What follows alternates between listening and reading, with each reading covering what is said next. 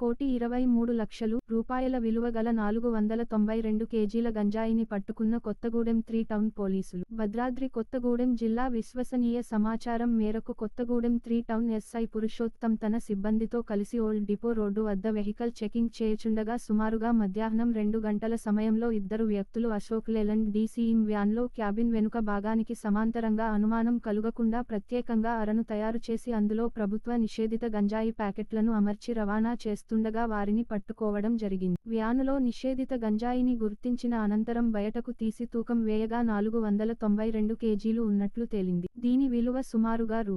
1,23,00,000 ఉంటుంది. జిల్లా task force పోలీసులతో కలిసి 3 టౌన్ పోలీసులు ఇట్టి గంజాయిని పట్టుకోవడం జరిగిందని 3 టౌన్ సిఐ శివప్రసాద్ వివరాలను వెల్లడించారు.